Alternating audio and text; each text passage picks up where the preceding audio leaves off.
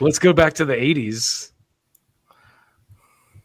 For 3 hair metal bands that went from MTV to fame to obscurity. Ooh, nice. So we don't have to read this whole intro, but there's a couple, like these are all bands that I liked a lot, especially Bullet Boys. But so Yeah, Brittany Bullet Boys Fox, are good. yeah, Brittany Fox was the first one. Yeah. Did you ever hear Brittany Fox, Joey, at all? Have you ever heard of them? Oh, Long Way to Love. Yeah. Is that them? Fuck yeah. Girl School was the song that yeah, that's right. They were kind of like Cinderella ripoff. Half of Brittany Fox started with Cinderella. Yeah. Guitarist Michael Kelly Smith and drummer Tony Destra left Tom Kiefer's band in 1985 and formed Brittany Fox. Destra died in a car accident in 1987 and was replaced by Johnny D. The lineup also featured bassist Billy Childs and singer Dizzy Dean Davidson. That was the thing about hair metal. The musicians had names like Izzy, Dizzy, and Jizzy. Don't ask. Brittany Fox looked like Cinderella, but echoed the shouty arena anthems of Kiss, and their minor hits Girl School and Long Way to Love received airplay on MTV, but the band became a casualty of alternative rock's popularity as the rock groups in Victorian outfits were no longer fashionable. They had this song called Save the Week. Did you ever hear that song? Like maybe it's a deep cut, but like it's really funny. Like I think it's funny. Like looking back on it, the chorus is like, "Oh, save the week." I've not Week heard as in-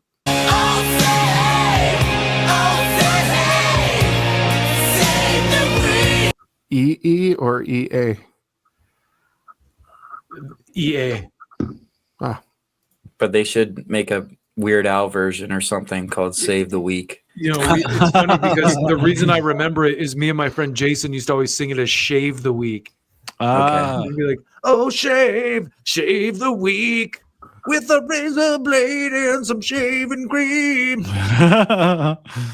Okay, Faster Pussycat. This is another band. Faster Pussycat. Yeah, and that song, House of Pain, was a great song.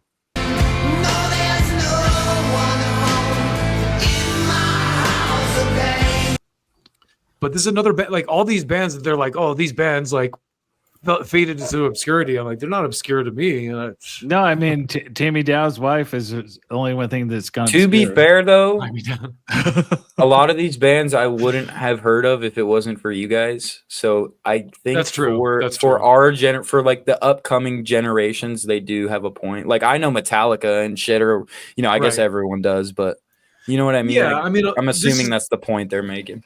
This is like the stuff that was on the radio when I was a kid. So it's Yeah. Of course I remember it, but like most people probably don't. Faster Pussycat emerged from the Sunset Strip with The Bathroom Wall and Don't Change That Song. The band shared a bluesy rawness with LA Guns and Guns N' Roses, but wouldn't see much commercial success until its follow-up, Wake Me When It's Over. Through a more polished effort, the band kept its punk spirit as heard on Slip of the Tongue, but the power ballad House of Pain gave Faster Pussycat its only gold record and was played endlessly on MTV. There's one more major label release in 1992 with Lollapalooza in full swing. Singer Tommy Down reinvented Faster Pussycat as an industrial rock project and continues to perform under the name with a revolving lineup.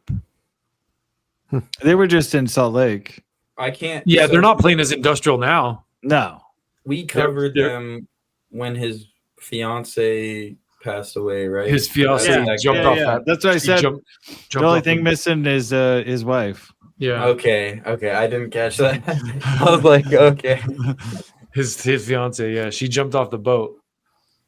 He didn't push her. Yeah, when I heard that story originally, I was like, "Wait a minute!" But someone Yeah. had video. Put her in a bag and throw her off the side. Yeah. Bullet Boys arrived in 1988 with an MTV hit called "Smooth Up In Ya." You'll appreciate this, Eric. Hair metal bands weren't subtle. Singer Mark Torian previously played guitar in Rat. I did not know. Oh, And wow, I later didn't know auditioned that. for Ozzy Osbourne's band following the death of Randy Rhoads. But he resembled David Lee Roth while fronting Bullet Boys. The group worked with Ted Templeman, who also love produced that the Roth dude. era Van Halen albums. And Smooth Up In Ya became Bullet Boys' only hit. Though they released 2 more albums on Warner Brothers Records, Bullet Boys failed to duplicate the success of their debut single. I like that album a lot. Yeah, so do I. And the video for the song Smooth Up In Ya was cool because it had those like those little cartoon guys. They're like almost like Yeah. surf cartoons. I forget what they're Yeah. from.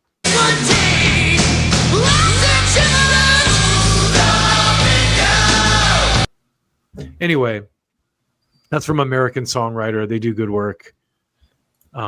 3 hair bands you may or may not have heard of. Or That, care to hear of. Yeah, or care to hear of, for that matter. Well, we're kind of like swinging back and forth tonight. I want to say real quick before you move on, is it's kind of like how Eric, you were saying that like Limp Bizkit is just not your era. Yeah, and, like it's just hard for you to like.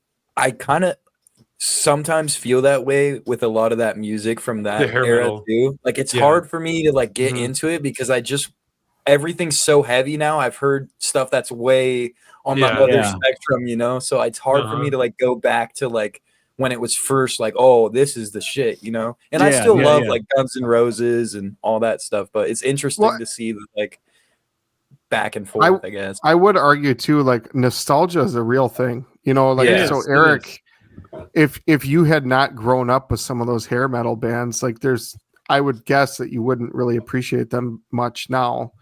And I'd say the same thing about Limp Bizkit. Had I not really listened to that album in high school, I don't know if I'd appreciate it as much as I do, you know.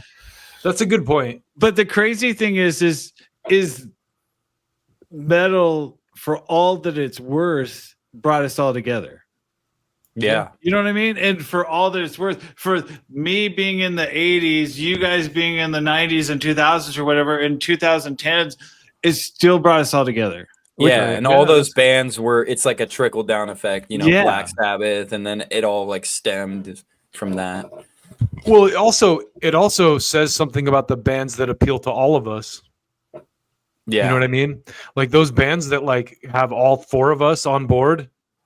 Yeah. Are like doing something well because they have like, you know, like Metallica, for example. I was going to say Megadeth, you know, because I know Joey loves Megadeth. Well, I mean, when I say Metallica, I mean Megadeth. I was going to say, because Dave when you say Metallica, you mean Megadeth.